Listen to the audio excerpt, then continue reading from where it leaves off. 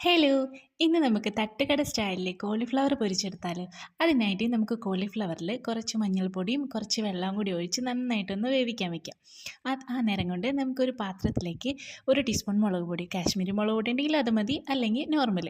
പിന്നെ 1 ടീസ്പൂൺ മഞ്ഞൾപ്പൊടിയും കുറച്ച് ഗരം മസാലപ്പൊടിയും പിന്നെ ഇഞ്ചി വെളുത്തുള്ളി പേസ്റ്റ് 3 ടീസ്പൂൺ കോൺഫ്ലവറിൻ്റെ പൊടി, 1 ടീസ്പൂൺ അരിപ്പൊടി, പിന്നെ കുറച്ച് ഉപ്പും പിന്നെ ഒരു നാരങ്ങ നീരും കൂടി ചേർത്തിട്ട് നന്നായിട്ടൊന്ന് മസാല ഉണ്ടാക്കണം.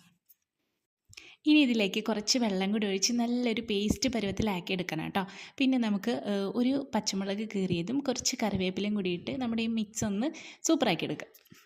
കാശ്മീരി മുളക് പൊടിയാണ് ചേർക്കുന്നതെങ്കിൽ നമുക്കതിൽ ഫുഡ് കളറിൻ്റെ ആവശ്യമില്ല. അതല്ല നോർമലാണെങ്കിൽ നമുക്ക് കുറച്ച് ഫുഡ് കളർ കൂടി ചേർത്ത് കൊടുക്കാം കേട്ടോ.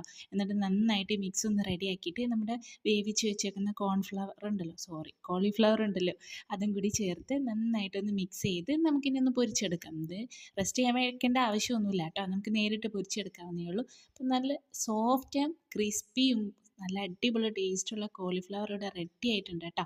അപ്പോൾ എല്ലാവരും ഒന്ന് ട്രൈ ചെയ്ത് നോക്കണം. വീഡിയോ ഇഷ്ടമായി ലൈക്ക് ചെയ്യാനും സബ്സ്ക്രൈബ് ചെയ്യാനും മറക്കരുത്. Thank you so much.